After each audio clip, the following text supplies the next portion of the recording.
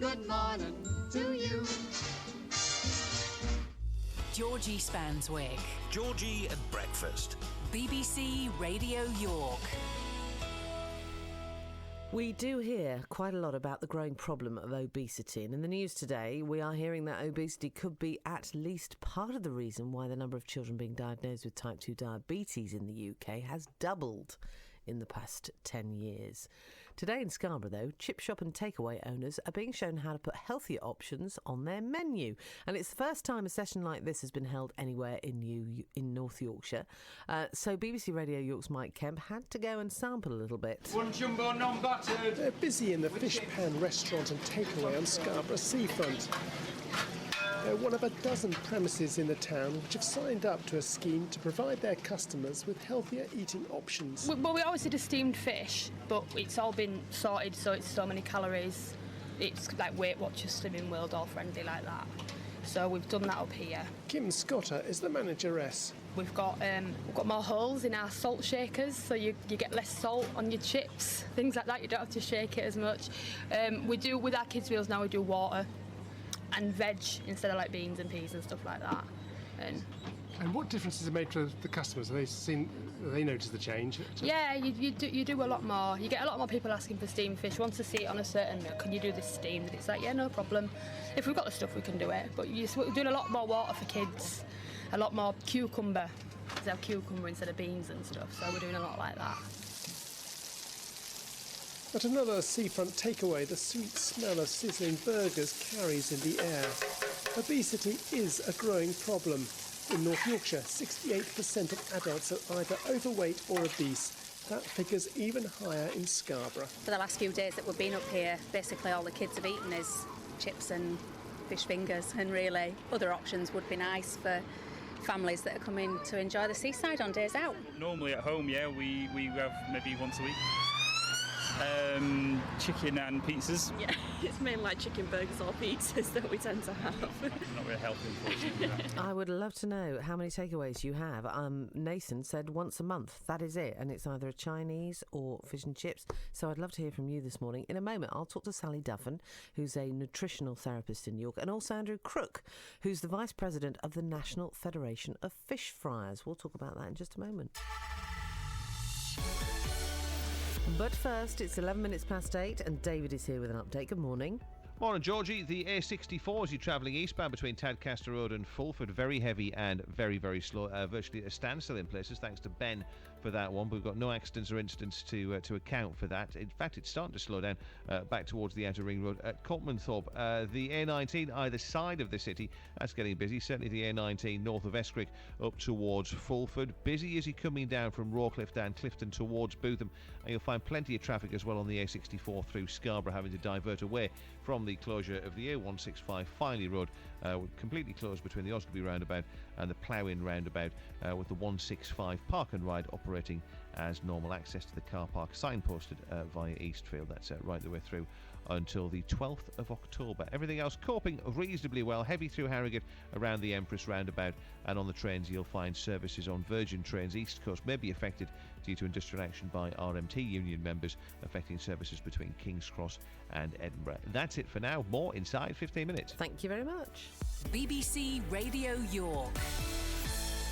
So, in North Yorkshire, 68% of adults are either overweight or obese, and that figure is even higher in Scarborough, which is why Trading Standards are holding a masterclass for takeaway owners to help them put healthy options on their menus. Love to hear from you about how many takeaways you actually put away. Is it monthly or is it weekly, I wonder? 01904 641 641 when you call me. When you email, it's georgie@bbc.co.uk. With me now is Andrew Crook, who's the Vice President of the National Federation of Fish Fryers and runs a fish and chip shop in Chorley in Lancashire. We won't hold that against you though, Andrew. Morning. Morning, Georgie.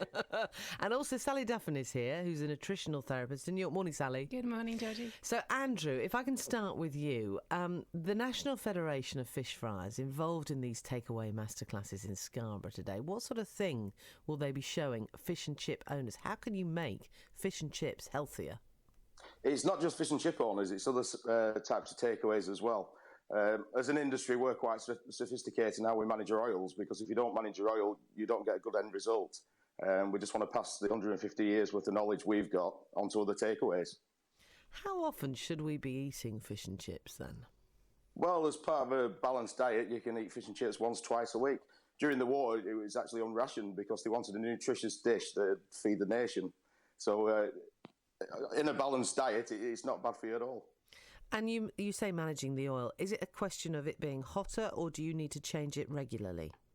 The temperature is important. I mean, some of the frying equipment that we use is computer controlled and it keeps the temperature just right. But you've also got to manage the levels. You've got to keep detergents away from it. Once the oil starts breaking down, it starts breaking down exponentially, and you want to make sure that you manage that by not having your oil too deep so that you're always topping up new oil, and it just keeps the oil just in pristine condition.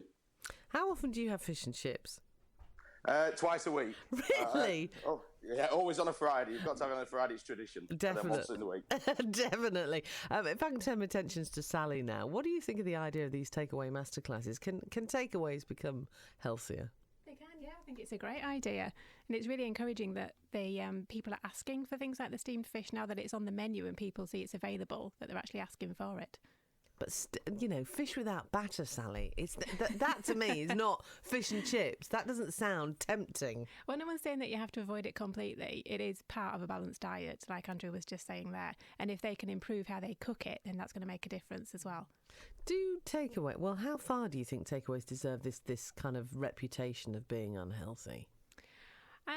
I don't know if they deserve to have the whole reputation. It's part of the overall picture, isn't it, of people being educated at school about how to cook things, what kind of foods to eat and how to have things as part of a balanced diet rather than just relying on takeaways for convenience. It's funny, isn't it, because I always look on a takeaway as a treat, and yet we heard in our piece about people offering more salads. Now, a salad is something that I would do at home, not as a takeaway. So there's a mindset that the takeaway owners have got, we've got to get over. How are we going to do that, Sally? It's going to take time. It really is. But the steps that the takeaways are taking to put these things on the menu helps to shift people's mindsets. Andrew, how healthy are pickled eggs? Are they pretty good on the menu? Do you still do them? I don't actually sell them, but I don't think they're so bad for you. I think the acid in them helps to break down the grease as well, so it breaks down the oil for you. Ah, is that why they were all served in a jar on the side then? Yeah, and that's why the vinegar as well. It just helps break down the oil and it helps your body digest it. Goodness me, you see, there is method in the madness, clearly. That's it. Things don't happen by accident. We've got a long heritage of serving food and we want to get it right. So. Oh, brilliant stuff. So what is the healthy option at your chip shop in Chorley? Well, we do steamed fish, but to be honest, the fish in batter is actually steamed inside the batter. It's only the actual batter that's fried. And obviously, if you keep your oil right, it's around about 10% fat in fish chips and peas, so it's healthy enough, I think. Do you do cod, or is it purely haddock where you are? It's mostly cod, but I do have haddock on the menu as well. One of the big issues we want to work on as an industry is getting portion sizes down, because I think that's where we lose out. Our portions are quite big compared to other takeaway options, and I think that's something that we do need to work on. Trouble is, though, you reduce the size of your portion, you're going to have to reduce your prices, aren't you? Well, that's all part of it, but it's an important thing going forward, because I think people share a portion of fish and chips, or they'll get 2 fish and a portion of chips.